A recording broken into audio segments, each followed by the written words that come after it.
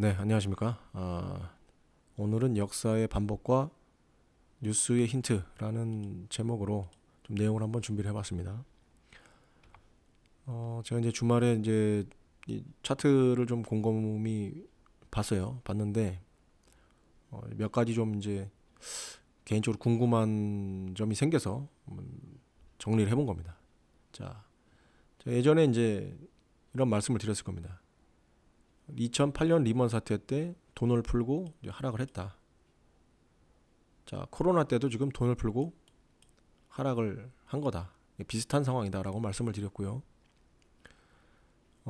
최근에는 제가 뭐라고 말씀드렸냐면 지수가 이제 바닥에 다 온 것 같고 당분간 이렇게 박스권을 유지할 것 같다라고 말씀을 드렸죠. 자, 그래서 아까 말씀드렸다시피 제가 이제 궁금한 게 몇 가지 생겼다라고 했는데, 자, 그 중에 첫 번째가 이 당시에 2008년도 이 당시에 그러면 이 바닥권에서 예? 박스권을 얼마 정도 보낸 다음에 상승했지? 이게 첫 번째 궁금했던 겁니다.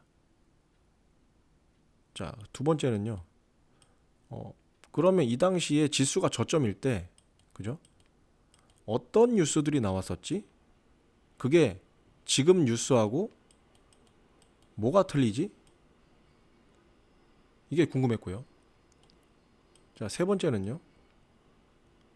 그러면 본격적으로 상승할 때, 그죠? 저 당시에 본격적으로 지수가 상승할 때는 또 어떤 뉴스가 나왔었지? 그걸 우리가 좀 신호로 인식할 방법이 없을까? 나중에? 이런 생각을 했다는 거죠. 여기에 대해서 이제 좀 오늘 설명을 간단히 드리고 마실까 합니다. 자, 먼저 첫 번째부터 알아보면요. 이 당시에 10월 달에 저점을 잡고요. 자, 11월부터 2월까지 박스권을 유지합니다. 대략 4개월이죠. 그죠? 11, 12, 1, 2. 그죠? 4개월입니다. 4개월 동안 박스권을 보내고 3월 첫째 주부터 본격적으로 상승하기 시작합니다. 자, 그러면 저 당시와 이건 어디까지나 저 당시와 비슷한 상황으로 앞으로 전개될 거야라고 하는 가정하고 전제 조건을 두고 말씀을 드리는 겁니다. 자, 그럼 이번에도 내년 2월까지 4개월간 박스권을 보내고, 그죠? 내년 3월부터 올라갈 수도 있겠네? 라고 합리적으로 유추해 볼 수 있다라고 하는 겁니다. 자, 이게 첫 번째, 이제 박스권 기간은 그 당시에 4개월이었다. 저점에서. 이렇게 말씀을 드리고요. 자, 두 번째. 그때 당시에 그럼 저점에서 어떤 뉴스들이 나왔느냐? 이거죠. 자, 그 당시가 10월 하순이었습니다. 자, 이게 왼쪽이 2008년이고요. 오른쪽이 현재입니다. 자, 보면요. 구조조정. 그죠? 그 당시에 구조조정이란 용어가 나왔고요. 자, 올해도 지금 구조조정 용어가 나오고 있습니다. 자, 부동산 쪽에서는 그 당시에 대세 하락기, 침체 뭐 이런 뉴스가 나왔고요. 마찬가지 지금도 규제 지역 해제 한 달, 부동산 침체 분위기 여전 비슷한 뉴스가 나옵니다. 자, 가장 중요한 건 뭡니까? 우리나라를 이끌어가는 대표 섹터 삼성전자, 이제 반도체 섹터가 그 당시에 어떤 뉴스가 나왔느냐, 이것도 좀 중요하겠죠.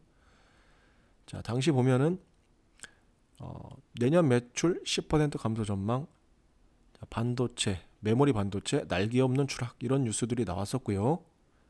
자, 제가 지난주에 반도체 섹터에 대해서 쭉 분석을 해드렸는데 거기에도 그때 뉴스가 좀 뉴스를 몇 개 말씀드렸죠. 자, 반도체 매서운 한파, 삼성 SK 하이닉스 4분기가 더 암울. 요거는 이제 어제 나왔던 기사입니다. 자, 이런 뉴스도 비슷한 뉴스가 나온다는 겁니다. 자, 그리고요. 2008년도에 뭡니까? 산업 소비 모두 최악. 그다음 뭡니까? 한국 경제 현재 미래 빨간불. 이런 뉴스가 나왔었고요. 자, 최근에는요. 이거 오늘 나온 기사인데 보시면 자, 생산, 소비, 투자 트리플 감소 비슷하죠. 자, 수출 감소로 돌아서 거시 지표에 이어 실물 경기도 빨간불. 자, 비슷비슷한 뉴스들이 그 당시나 지금이나 나오고 있다. 물론 상황이 비슷하니까 비슷한 건지 아니면 주가가 떨어져서 비슷한 건지 뭐 여러 가지로 생각해 볼 수 있겠죠. 근데 중요한 건 특징적인 용어라는 겁니다. 특징적인 용어. 아, 주가가 바닥일 때는 뭐 최악, 빨간불 이런 단어들이 등장하는구나 라고 이제 생각하시면 될 것 같아요. 그러니까 100%는 아니지만 그죠? 이런 용어들이 나오고 있구나. 나중에 혹시라도 또 주가가 바닥을 길 때 지금이 바닥인가? 라고 생각이 들 때 뭡니까? 이런 뉴스들이 나오나? 한번 관심 있게 볼 필요는 있다는 거죠. 자, 다음. 제가 지난번에 시황 말씀을 몇 번 드리면서 앞으로 이제 주가 어떻게 될 것 같습니다라고 말씀드린 적이 있는데요. 그거 이어서 요렇게도 한번 생각을 해볼 수 있을 것 같아요. 자, 보시면요. 자, 98년부터 이 코스피입니다. 코스피. 자, 코스피. 자, 코스피입니다. 자, 98년부터 대략 한 2004년까지 긴 박스권. 그죠? 그 다음에 뭡니까? 돈을 풀고 하락. 2008년도에. 자, 그 이후에 자, 이걸 보세요. 자, 2010년 어간부터 2019년 어간까지 박스권, 긴 박스권. 그 다음에 뭡니까? 코로나 때 돈을 풀고 하락. 자, 똑같습니다. 자, 그럼 어떻게 될 거냐? 그죠? 아까 말씀드린 대로 바닥에서 한 4개월 박스권 보낸 다음에 이렇게 상승할 거냐? 똑같이. 네, 그렇게 이제 가정을 해 보는 거죠. 자, 그러면 뭡니까? 이때 당시에 19년 3월부터 다시 2009년 3월부터 오른 게 언제까지 올랐느냐? 2009년, 2010년, 2011년, 2009, 10, 11, 11년 한 5월, 6월까지 올랐다는 거죠. 즉 뭡니까? 한 2년 반, 2년 반 동안 올랐다. 전고점을 살짝 넘겼었다. 자, 그러면 이제 앞으로 뭡니까? 요번에도 똑같이 간다면 코스피가 내년 3월부터 2년 반, 그러면 2025년 6월 어간까지 올라갈 수 있겠네? 전고점보다 살짝 높여서. 이렇게도 생각해 볼 수 있다라는 겁니다. 코스피는. 자, 코스닥은요. 자, 이건 코스닥입니다. 코스닥. 자, 이 당시에 코스닥은 상승이 좀 코스피보다 미미했어요. 자, 보시면 고점에서 저점 빠진 거 대비 대략 50%밖에 오르지 않고 박스권을 길게 가져갔다는 거죠. 5자입니다 이거. 예. 자, 그럼 이번에도 똑같이 고점에서 저점 빠진 거 대비 50%만 오르고 나서 박스권으로 갈 거냐? 코스닥은 아닐 수도 있다라는 겁니다. 자, 왜 그러냐면요. 이 당시랑 상황이 틀린 게 한 가지가 있습니다. 자, 이 당시에는 이 월봉인데요. 이 월봉입니다. 월봉인데 월봉 이동평균선이 이 당시에는 역배열이었다. 자, 지금은요. 보세요. 하나, 둘, 셋. 뭡니까? 정배열입니다. 생각보다 크게 갈 수도 있지 않을까? 라는 생각이 듭니다. 네, 개인적으로 그렇게 생각이 듭니다. 어디까지나 이제 개인 의견이니까 참고만 하셨으면 좋겠고요. 네, 그럴 수도 있지 않을까라는 겁니다. 자, 이제 마지막으로 아까 처음에 말씀드린 세 번째. 자, 그러면은 2008년도 3월 달에 그때부터 상승을 했다라고 하는데 그때 과연 어떤 뉴스들, 어떠한 단어들이 등장했느냐, 이제 이게 궁금하더라고요. 이제 마지막 요거까지 이제 말씀을 드리고 마칠 겁니다. 자, 보면요. 2월 27일, 제가 아까 뭐라 그랬습니까? 그 당시에 3월 1주차부터 상승했다라고 말씀을 드렸습니다. 이거 뭡니까? 2월 27일이면 상승하기 1주 전입니다. 이때 어떤 뉴스가 나왔냐? 자, 세계경제 자유낙하 조짐, 바닥이 어디인가? 웃기죠? 자, 워렌 버핏은 올해 경제 휘청거릴 듯.